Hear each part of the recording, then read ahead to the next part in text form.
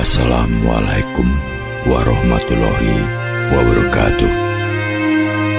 Silakan tekan tombol subscribe dan tekan tombol lonceng untuk mendapatkan notifikasi video terbaru dari kami. Selamat mengikuti.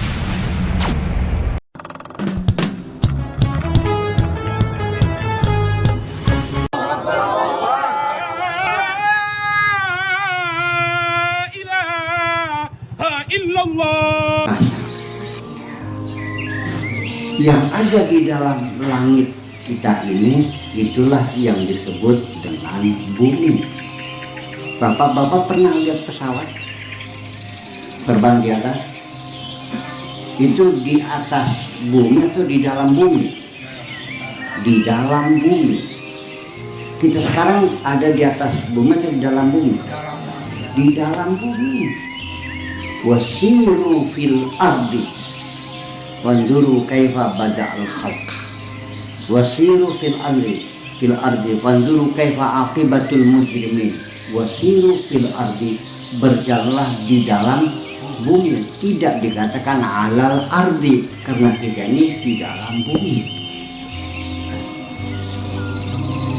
Pesawat itu di dalam bumi. Bulan pun berada di dalam bumi. Bumi ini bukan yang kita injak, tapi bumi beserta langitnya yang itulah namanya bumi.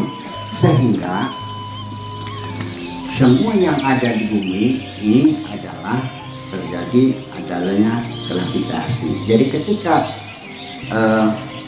pesawat itu terbang, itu tidak bergeser dari posisi bumi, tetap dia berjalan bersama bumi. Kalau tidak, maka kata Syekh, seorang Syekh Wahabi di Saudi Arabia, mubalik di sana, dia ceritakan mana mungkin bumi ini berputar. Kalau iya bumi berputar, ya, ngomong ini Syekh dengan ulama besar. Kalau iya bumi berputar, ya sudah, kita naik pesawat, nanti di atas berhenti.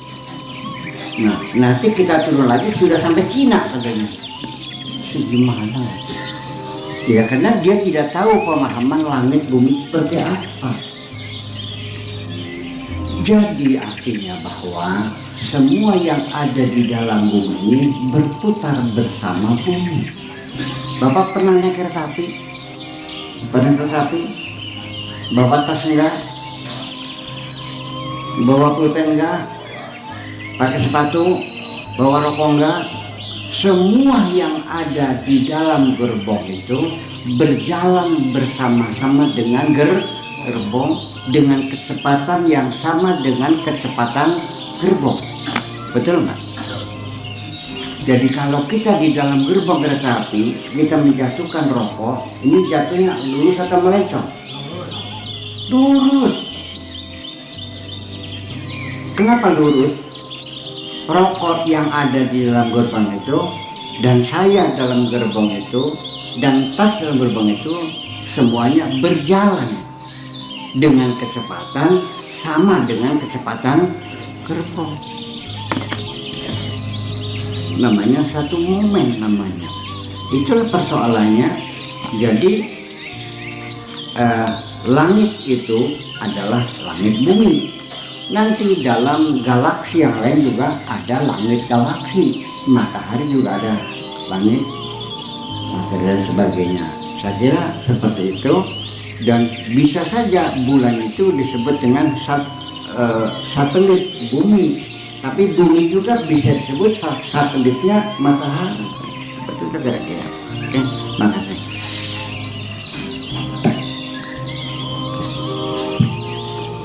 Alhamdulillah. Bersama. Insya Allah paham semua sama. Ya, lanjut.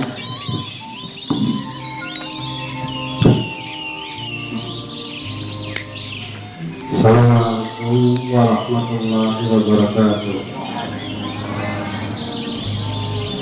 Maaf Bu ya, saya mau menanyakan penjelasan antara nafsu, akal, sama ruh sama satunya itu apa? Kalbu. Ya segitu aja, terima kasih. Akal, kalbu, ya usus, rahim, bokong, mata, telinga itu masuk dalam jasad sebagai anatomi, itu masuknya jasad. Nafsu itu yang kita bicarakan an-nafsu, al-jasadu, dan ar-ruh. Nanti an-nafsu itu ada nafsu al-lawamah, ada nafsu mutmainnah, ada nafsu ammarah, ya, nafsu, dan seterusnya dan seterusnya. Kalau jasad ada otak, ada hati, ada jantung, ada paru-paru, ini semuanya kendaraan. Saya naik mobil, energinya, bahan bakunya itu premium, itulah energi yang membuatkan mobil itu bergerak. Mobil ini adalah jasad dan saya ini nafsu, seperti itu. Maka ketika nafsu itu ditaruh di dalam jasad, jasad itu juga ditaruh jendela, dipasangi jendela supaya nafsu kita bisa melihat keluar, namanya mata. Nafsu ditaruh dalam jasad, tetapi juga nafsu bisa mendengarkan informasi-informasi dari luar, maka dipasang telinga. Iya kan? Nafsu juga ingin menyampaikan pendapat sebagainya, maka dipasang mulut.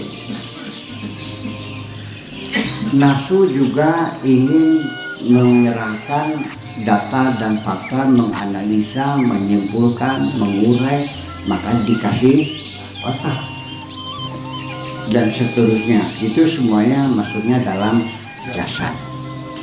Nah, kalau roh sampai sekarang kita tidak tahu.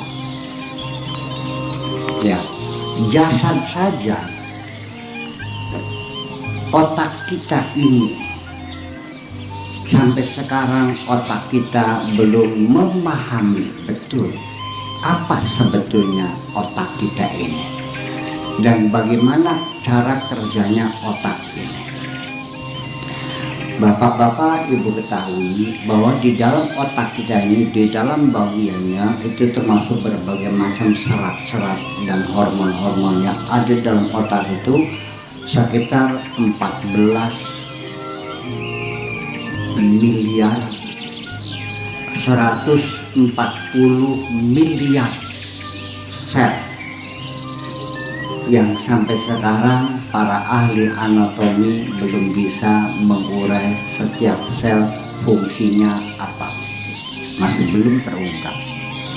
Dan di dalam lapisan luar otak kita ini terdiri dari 14 miliar sel yang semuanya untuk mengingat, untuk menyimpan, untuk semuanya, sampai kuku pun memanjang dikontrol oleh otak kita, keringat keluar dikontrol oleh otak kita, rambut memanjang di otak kita ngantuk dikontrol oleh otak kita bangun juga dikontrol oleh otak kita, semuanya dikontrol bermiliar-miliar.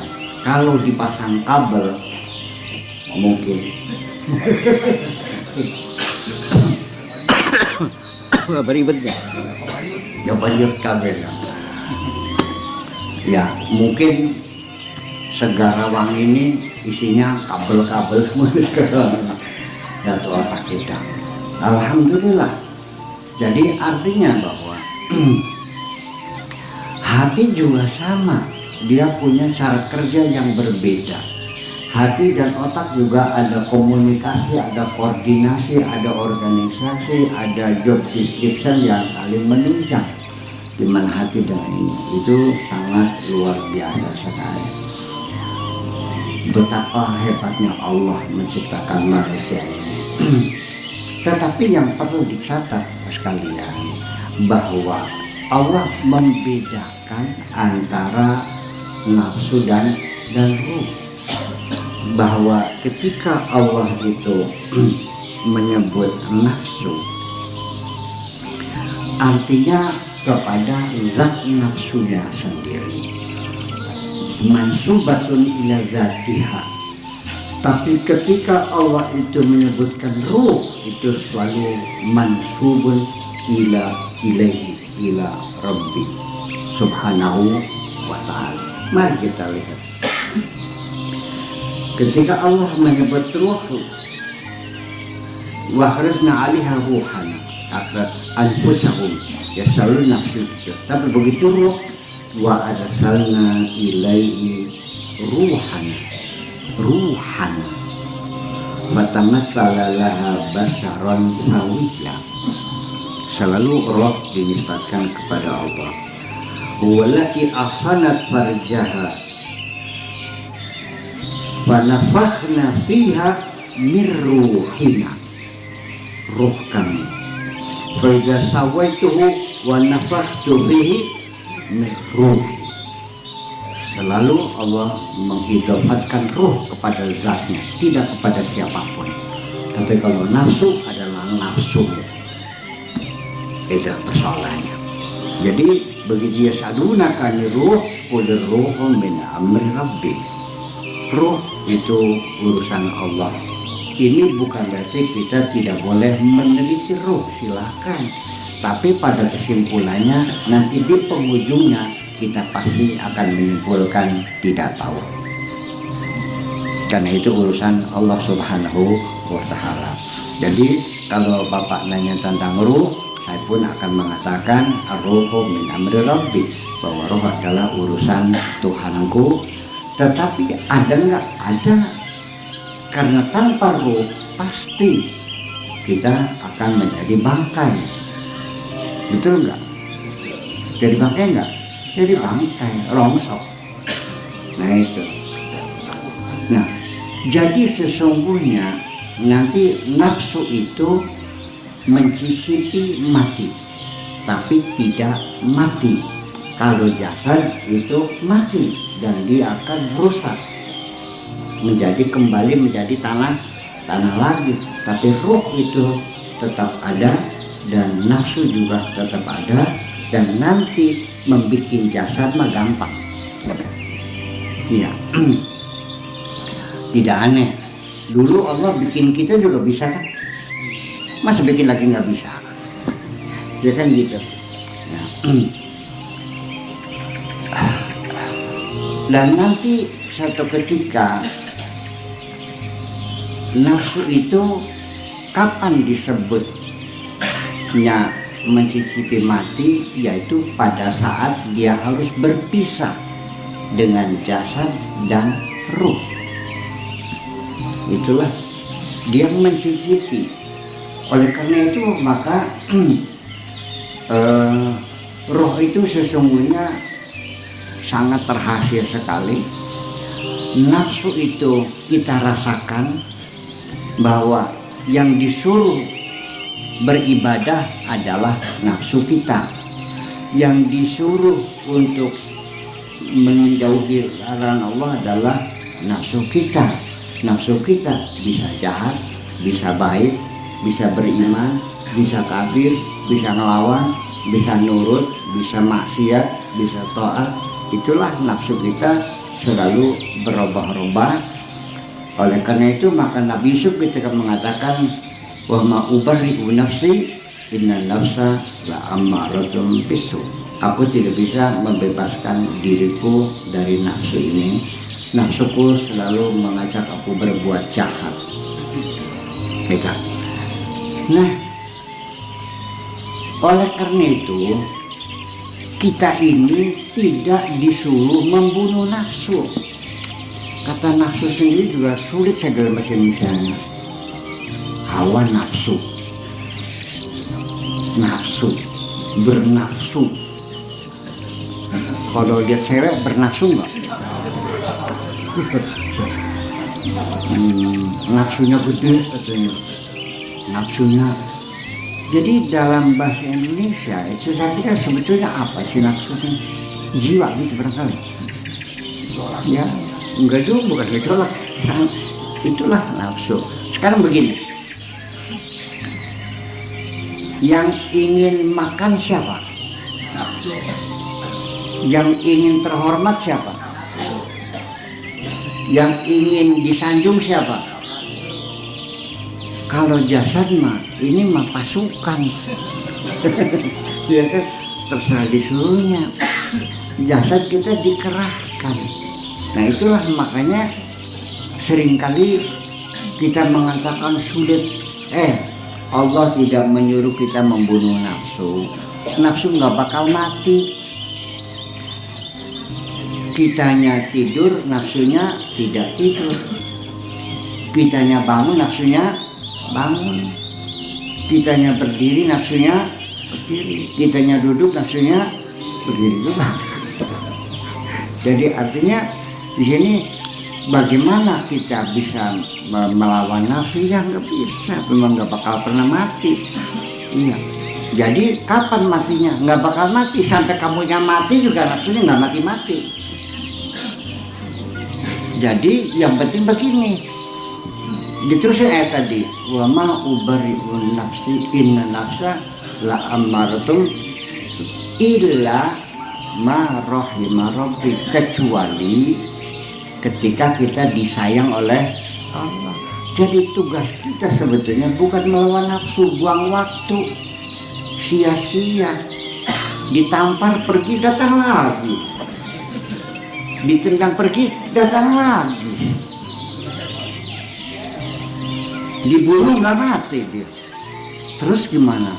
Ya bodoh kan masuk. Makanya illa ma rahima rabbi. Jadi supaya kita bisa mengatasi kecuali disayang Allah. Jadi yang penting bagaimana kita disayang Allah. Nanti Allah yang mengecili volume itu. Nggak mati sekali, cuman artinya terkendali, tidak lagi binal, ya kan, tapi sudah terkendali, artinya akan bisa sejalan dengan perintah-perintah Allah itu semuanya. Jadi yang penting bukan mengalahkan nafsu, tapi mengecilkan volume nafsu. Artinya kita pengen kaya, ya boleh, silakan, nggak ada masalah. Lalu akhirnya kita terdorong, diproses oleh otaknya. Ini kita cerita, ini otak kerjanya. Suatu ketika kita melihat ada motor di pinggir jalan. Kata nafsu, tembak aja, ambil aja. Begitu kita ada keinginan untuk mengambil motor orang, di situ nafsu akan berperang di dalam kita. Nah, otak kita gimana? Otak kita belum bekerja karena otak kita belum diminta. Dalam proses itu sendiri sudah terjadi perdebatan yang sengit di dalam diri kita sendiri. Ada pihak yang mengatakan kalau kamu ngambil motor kamu namanya maling. Ya jangan dong. Nanti kata yang satu lagi, tapi saya kan butuh motor. Ya beli dong. Lagi dari mana belinya, duit nggak punya, ya kredit dong. Ya kredit bayar juga. Ya kalau ngambil namanya maling. Kalau ketangkap orang dibakar hidup-hidup kamu nih. Terjadi negosiasi, akhirnya sepakat, ya sudah kalau begitu, kalau beli motor kapan belinya, ya sudah sekarang maling aja. Begitu keputusan maling, nah baru dikirim kepada otak kita untuk diregulasi, diproses terus gitu. Kesimpulan, Ya, situlah saran tindak dari otak kita mengatakan kalau mau ngambil jangan sekarang. Itu otaknya kerja. Otak itu disuruh meregulasi kebaikan bisa, meregulasi kejahatan juga bisa, tergantung perintahnya. Otak mah itu up to you, tergantung kamu.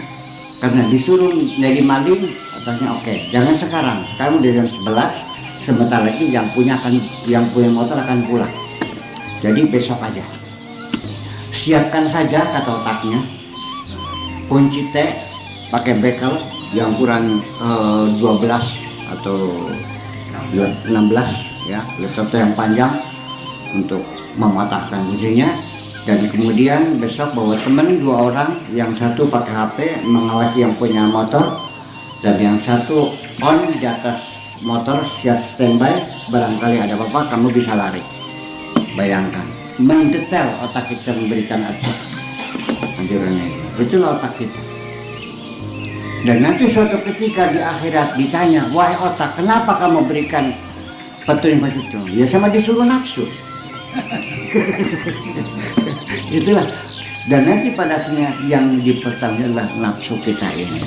Nah makanya itulah, maka kita untuk mendidik nafsu ini itu harus kita usahakan secara simultan, berbagai macam cara. Ya sholatnya yang rajin, zikirnya yang rajin, bertemu dengan orang-orang benar juga yang rajin, ganti pergaulan. Paham nggak? Kita menindas nafsu kita, jasad kita dengan berpuasa, dengan berkholwat, dengan dan sebagainya. Tidak semudah itu. Karena bagaimanapun juga ini ada wilayah di bawah sadar kita. Kita sering kali, bapak-bapak pernah, ibu-ibu malam pengen sholat tahajud, pernah nggak? Nah, diputer bekernya nggak bekernya? Jam berapa? 1:30, kreket, taruh di samping. Jam 1:30 bunyi nggak? Keringin bangun nggak? Kenapa nggak jadi sholatnya? Padahal bangun loh, kenapa tidur lagi? Karena badanmu mogok. Iya. Kenapa? Ini mobilnya yang mogok. Ya kenapa? Ini jadi persoalan besar. Jadinya kalau kita mau pengen belajar menguasai diri semacam kita ini, ya jangan akal-akalan sendiri dong. Minta petunjuk sama orang yang mengerti. Betul nggak? Iya, makanya kalau pengen bener ya harus banyak bergaul dengan orang benar. Kalau kamunya banyak gaul sama maling, kamu jadi maling juga kok. Betul nggak? Kalau teman-teman yang ngadu jago, ikut mengadu jago enggak? Andai kan bapak dulu pernah kecanduan ngadu jago ya. Sekarang udah bertobat ya. Sudah 20 tahun. Sudah 20 tahun bertobat, sudah nggak ngadu jago lagi. Percaya atau tidak, itu masih terekam. Kebiasaan kita ngadu jago masih terekam. Kapan-kapan jagonya masih datang dalam ingatan kita. Kukururu ngadu jago lagi yuk. Yang dulunya suka main cewek, dia kan gitu. Alexis sawah besar, tanjakan bongas.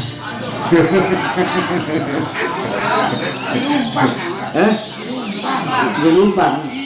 Oh, gelumpang ya. Ya, kita sudah bertobat, sudah kawin, sudah baik-baik. Itu masih datang cewek-cewek itu. Ngajak lagi. Iya. Makanya kita diperlukan namanya itu konsistensi. Namanya konsistensi. Terus kita mengontrol, mengawasi, muaqabah, mulazamah, mudawamah, itu adalah konsistensi. A, B, C.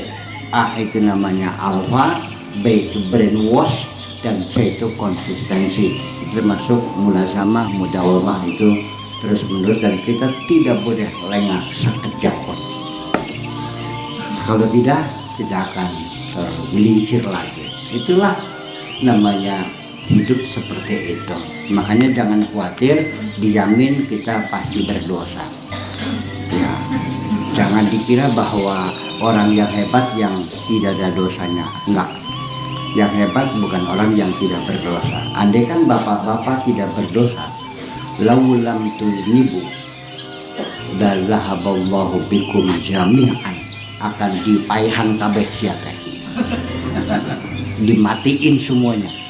Wa ya'ti bil akharina, Allah akan bikin makhluk lain yang lebih baik dari kita. Karena kita sudah tidak pernah berdosa, kita dipaihan kabeh.